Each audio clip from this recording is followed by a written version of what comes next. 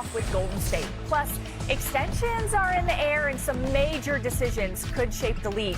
Which extensions are next and which might not be so simple? And SGA took the MVP crown last season, but Big Perk says someone new is coming for the throne.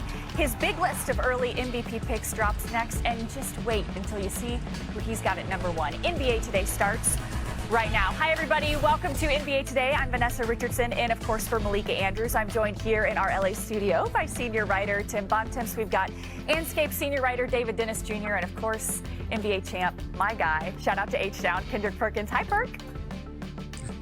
H-Town in the building. You already know. H-Town in the big nigga, yeah. You already know. Tim and gonna be calling. Like, he gonna be calling. Hey, what you doing now? You know, you're home in age. You gonna be calling in a minute. You're the best, Perk. All right, and as everybody knows, it may be July, but the NBA doesn't sleep. So let's get to one of the biggest questions left, and that is, what on earth is going on in the Bay? The Warriors made that big move at the 2025 trade deadline, acquiring Jimmy Butler. It paid off immediately. The Warriors went 22-5 down the stretch with Butler and Curry in the lineup. And yeah, it carried over to round one. As Perk and I both know, the Warriors took down the second-seeded Rockets in a hard-fought 7-game series. But the run ended in round two when Curry's Game 1 hamstring knocked him out for the rest of the series. And the Warriors have followed that up by making zero acquisitions with NBA experience this offseason. All other NBA teams have made at least a move now 3.5 weeks into free agency.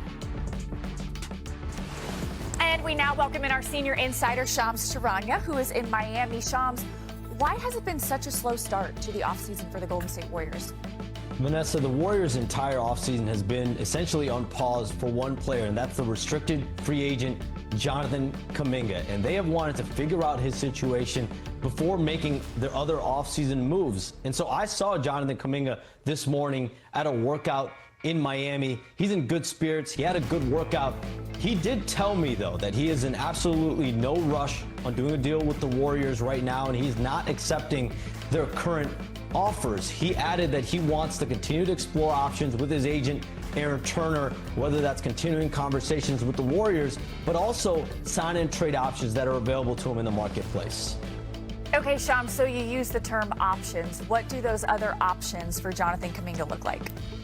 I'm told the Phoenix Suns and the Sacramento Kings are two teams that have made concrete offers with the Warriors over the last week or so. They're two of the more aggressive teams with Kuminga, and they're also offering him an opportunity for significant minutes, a starting caliber role in their lineup, and those are two things that he wants more than anything. So where this is at, Vanessa, is the Warriors do not want anything, though, that is available to them, is being offered to them in sign and trades. And on the other hand, with Jonathan Kuminga, he is not ready to move forward with taking any of the Warriors' current offers. He's not in a hurry to do a deal there yet. And so 24 days into the offseason, it's a staring contest between these two sides that could continue much longer than just this month. And so we're nearing August and still no Warriors move so far this offseason. Great info for sure. Thank you, Shams.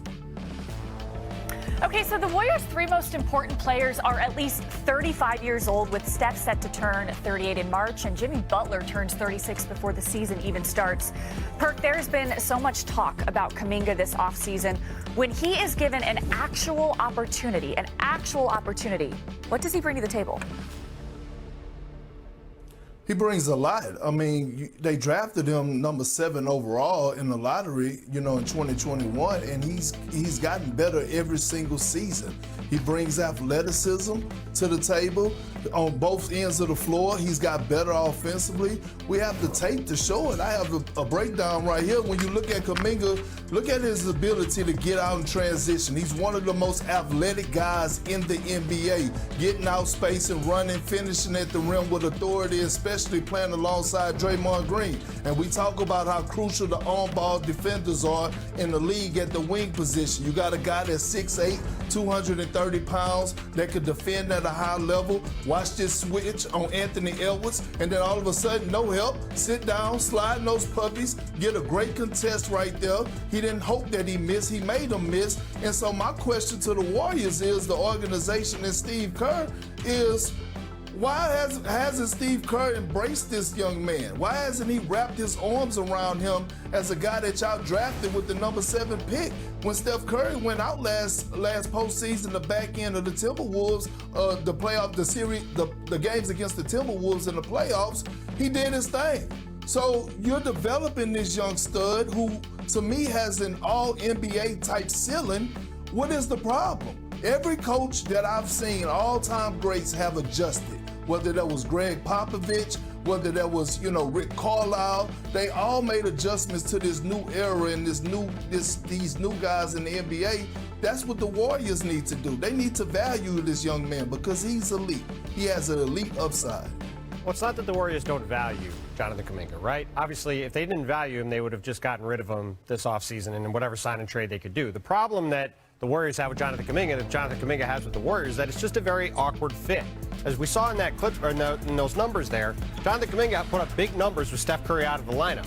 But if you have Steph Curry and Jimmy Butler dominating the ball, that means Jonathan Kuminga needs to fill in the gaps and do some smaller things for them, which are things he has been very inconsistent with and has struggled with at times. And playing a smaller role has been an issue with the Warriors and Jonathan Kuminga going forward. It's why the Jonathan Kuminga situation, to Perk's point, has not played out in the way he and the Warriors would like. But at the same time, we're also looking at a restricted free agent market where there is no salary cap space available. So sign and trades are hard. Yeah, both the Kings and Suns have interest, as Sean's put it out earlier, but both of those teams don't have salary cap space to offer Jonathan Kuminga to sign him, so they have to send money back to Golden State that Golden State is not interested in taking back. So all of this, I think, points toward Jonathan Kuminga signing a short-term deal with Golden State at some point this summer that both gives them the ability to do something with him later and also gives them the ability to build on that play he had at the end of that postseason without Steph on the court, which, to Perk's point, showed what he can do and gives them, I think, some reason to come into next season if he's there, saying we need to try to find a way to showcase what this guy can do, either so we can have him improve with us or we can have him improve us by moving him into trade somewhere else. Value depends on so much, right? Like value depends what team you're on. What does the market look like? So, David, what is Jonathan Kuminga's actual value in free agency and on this Warriors team? Well, that's the tricky thing, right? I mean, for the Warriors, I think that they have to figure this Jonathan Kuminga thing out because